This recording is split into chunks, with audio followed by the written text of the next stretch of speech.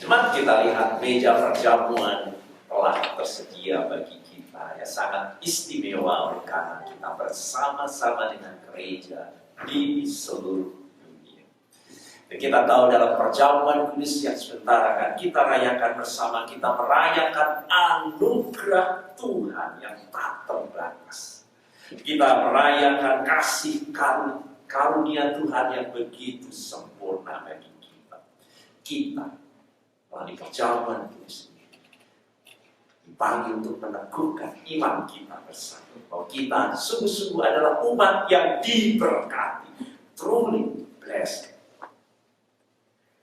Kita dimerdekakan, dibebaskan dari kutuk maut dan belenggu dosa. Kita diselamatkan, kita dilahirkan kembali menjadi manusia yang baru, yang lama sudah berlalu. Kita dikuduskan, kita disucikan, kita menjadi umat milik kepunyaan Tuhan. Saya tahu itulah artinya gereja. Ya, pada waktu Portugis menjajah Indonesia, membawa gereja, maka orang Indonesia tahu gereja. Igreja kata Portugis. Dan kalau sudah tahu apa itu igreja dalam bahasa Portugis, artinya milik Tuhan. Milik Tuhan. Itulah yang kita rayakan oleh perjamuan kudus. Kita menjadi milik Tuhan. Kita menjadi anak-anak Allah dan memiliki Bapa yang penuh dengan rahmat dan kasih. Kita beriman, menjadi umat yang beriman, berjalan bersama Tuhan yang kita sebut sebagai Immanuel, beserta dengan kita dalam sepanjang kehidupan kita. Umat yang dijaga, umat yang dilindunginya. Dengan kekuatan Tuhan, Gembala yang baik dalam kehidupan kita. Kita tidak pernah dibiarkan sendirian. Dalam melewati berbagai macam godaan dan kuasa setan dan dunia ini, kita tidak pernah berjalan sendiri. Kita bersama dengan. Dan hari ini melalui perjamuan kita juga diingatkan bahwa semuanya ini kita peroleh sebagaimana nyata dalam perjamuan roti, anggur itu dan darahnya yang kita rayakan. Jadi saudara, kita diselamatkan bukan oleh karena kita melayani. Ini yang perlu saya garis bawahi yang pertama. We are not saved by serving. Kita tidak diselamatkan oleh karena kita melayani. Tapi saudara, we are saved for serving. Kita diselamatkan saat kita merayakan rahmat anugerah Tuhan yang truly blessed. Banyak di antara kita yang memiliki misconception, salah pengertian bahwa panggilan Allah untuk melayani, kita diselamatkan untuk melayani, berarti kita dipanggil untuk menjadi seperti saya, pendeta, atau saudara dipanggil untuk menjadi misionaris, sana mengabarkan Injil, atau saudara harus menjadi biarawan atau menjadi biarawati, atau menjadi pemimpin gereja baru saudara disebut melayani. Tidak sedikit juga yang bingung tentang apa yang dapat saya lakukan untuk melayani, merasa diri tidak mampu untuk memimpin kebaktian, tidak mampu untuk menjadi leader, tidak mampu untuk bermain musik, nyanyi, tidak mampu untuk berkhotbah, berdiskusi soal iman, menulis artikel rohani. Tampaknya orang lain, saudara, dapat melakukan pelayanan jauh lebih baik dari diri kita. Itu banyak orang yang kemudian pasrah diri dan menghibur diri sendiri bahwa saya memang tidak diberi kemampuan. Tetapi saudara, Alkitab berkata lain. Setiap orang yang telah diselamatkan dan setiap kita yang mengambil bagian dalam perjamuan kudus ini oleh anugerahnya dipanggil untuk melayani Allah dengan melayani sesama, saling melayani. Maka mari kita buka hati kita. Saya akan baca dari Galatia pasal 5 ayat 13. Saudara-saudara, memang kamu telah dipanggil untuk merdeka. Itulah rahmat dan anugerah perjamuan. Tetapi janganlah kamu mempergunakan kemerdekaan itu sebagai kesempatan untuk kehidupan dalam dosa. Melainkan layanilah seorang akan yang lain oleh kasih. Sekali lagi, saudara. Layanilah seorang akan yang lain oleh kasih. Itulah pelayanan. Kita dapat belajar dari Dorcas.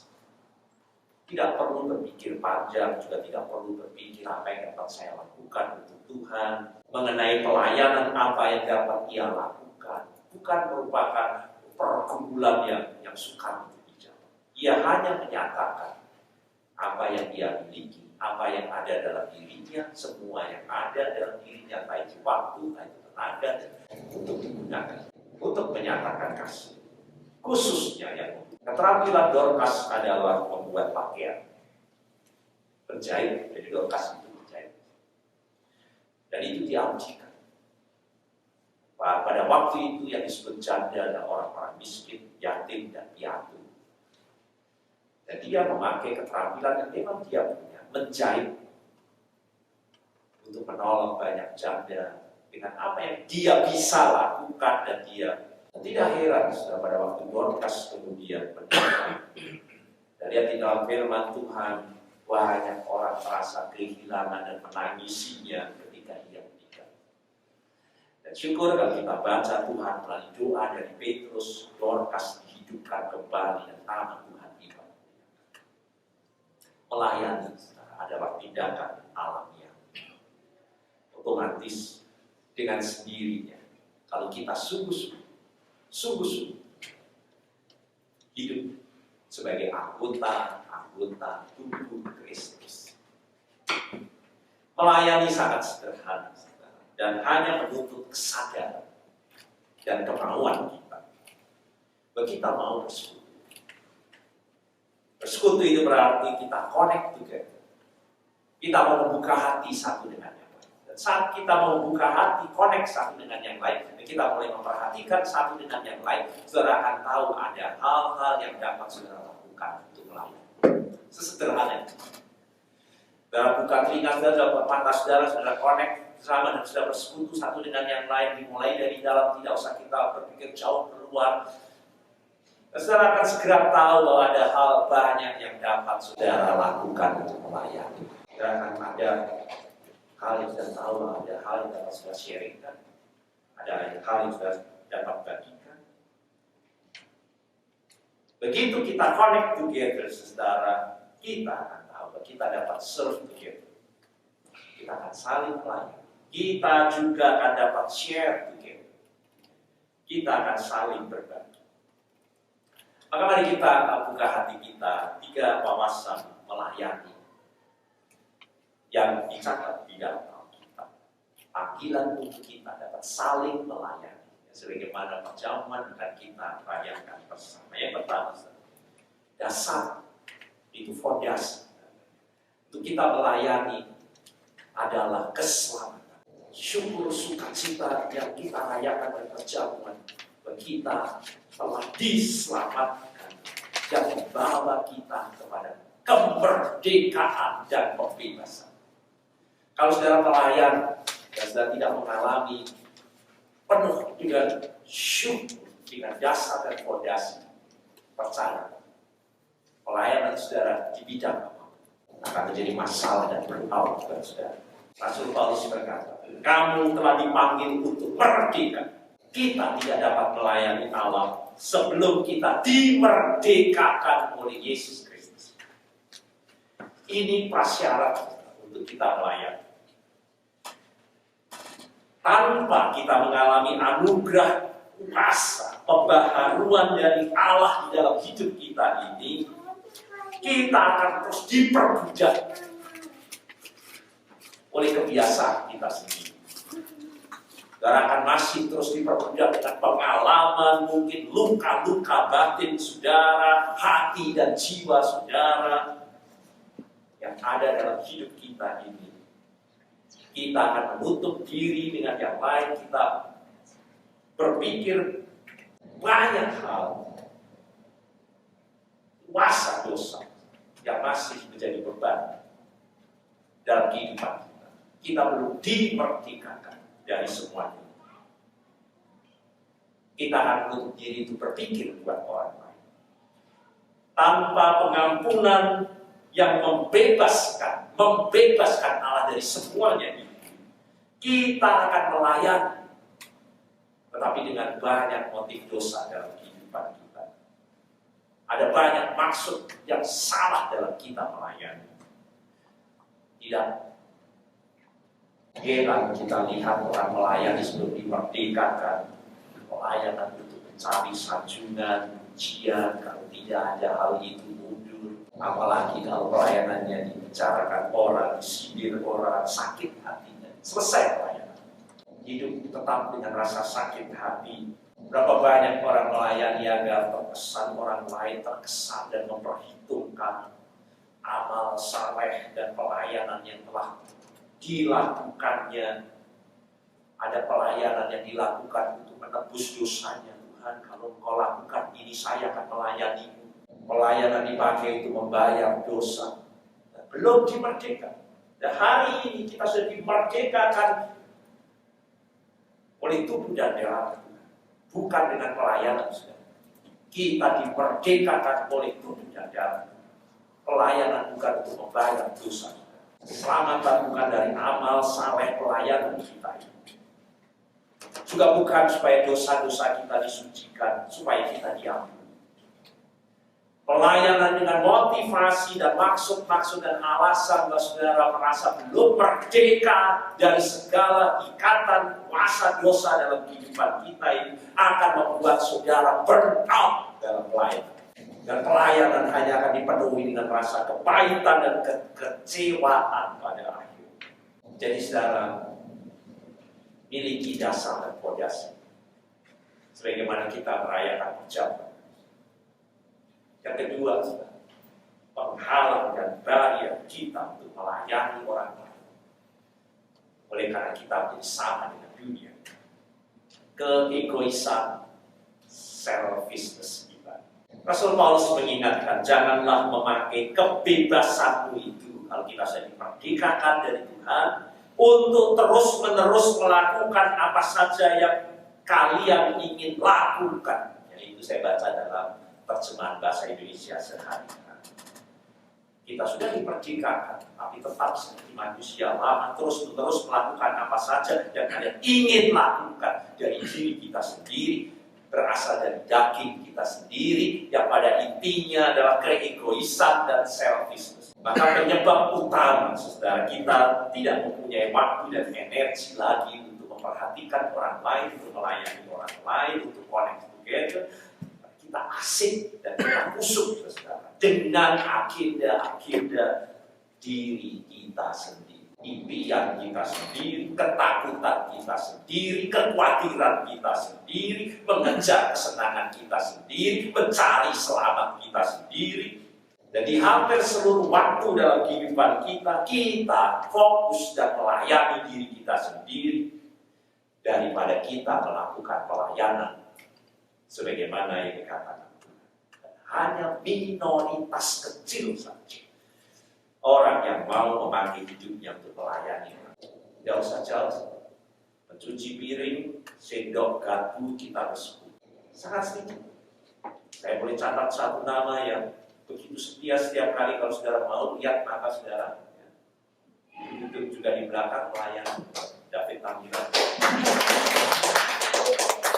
Sesederhana itu sudah. Sudah punya tangan, sudah punya mata, sudah connect, ada piring kotor. Itu melayani. Tetapi itu minoritas kecil.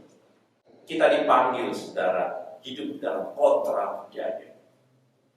Kebudayaan yang harus melawan arus dari dunia, memiliki gaya hidup yang berbeda dengan dunia yang selfish, yaitu yang mau melayani orang lain.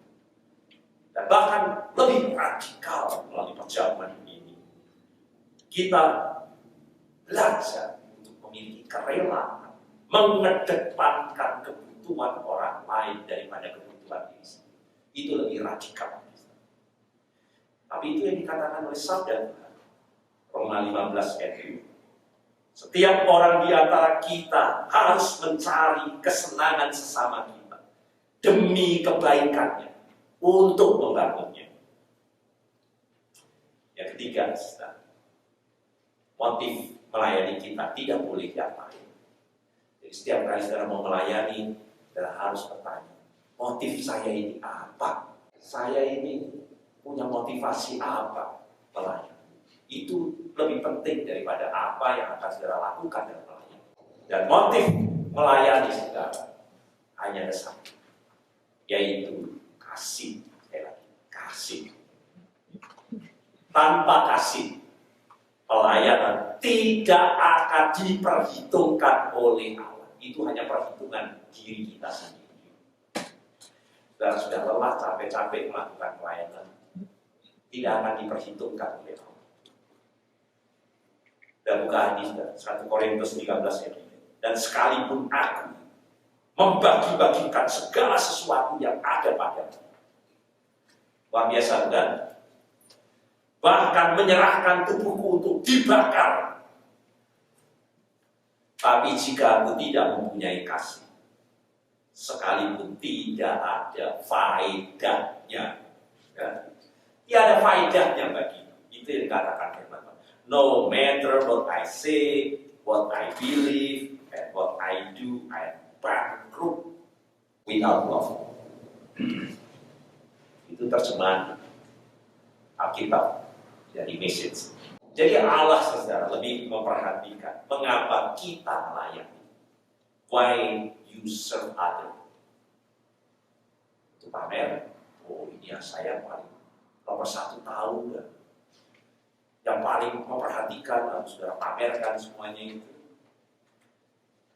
Sementara Tuhan bilang kalau tangan kananmu melakukan, tangan kirimu tidak perlu tahu. Apa artinya? Motif kita melayani bukan untuk pamer, bukan untuk dipuji, bukan untuk, dan seterusnya. Hanya satu, kasih. Jangan kita melihat pelayanan sebagai kewajiban. Berapa banyak saudara melakukan pelayanan sebagai obligation. Saya ini pernah Tuhan. Saudara melakukan kewajiban saudara ini dan itu, dan saudara menjadi pelayanan, bukan menjadi syukur, sukacita, menjadi beban dalam berangkat sepertinya. Harus saudara lakukan, tetapi tidak berasal dari diri kita sendiri. Hanya obligation, atau hanya sebagai tugas, duty dalam kehidupan kita. Seluruh Alkitab mengajar kepada kita, pelayanan itu yang berkenan di hadapan Tuhan. Dan pelayanan yang suka, kata yang dipakai suka dan rela. Dan kata yang dipakai Alkitab juga sebagai kontradiksinya, bukan dengan duka dan paksa, suka dan penuh semangat. Oleh karena yang kita lakukan keluar dari kasih kita kepada Tuhan dan kasih kita kepada sesama, dan rasa syukur yang meluap di dalam kehidupan kita, sebagaimana tubuh dan darah Tuhan yang akan kita lakukan. Rasa syukur yang kita lakukan berikan semua yang telah Tuhan lakukan bagi kita. Mari kita rayakan perjamuan dengan mengingatkan kita memang tidak diselamatkan oleh karena melayani. Tetapi kalau kita diselamatkan oleh anugerah, itu semua untuk kita hidup dalam pelayanan. Mengapa demikian? Karena semuanya itu merupakan latihan bagi kita untuk hidup kekal, praktis for eternity. Kalau saudara melakukan itu bukti bahwa saudara ingin tidak hidup terus dalam dunia, tapi saudara lebih memilih tempat saudara kelak, yaitu dalam eternal keabadian bersama dengan Tuhan. Karena di situ kita akan saling melayani. Dan kalau kita melakukannya, saudara, kita akan jadi serupa dengan Kristus. Itulah dengan tubuh dan darah yang kita rayakan. Setelah membasuh kaki murid-muridnya, Yesus berkata, aku telah memberikan suatu teladan kepada kamu, supaya kamu juga berbuat sama seperti yang telah kuperbuat. Amin.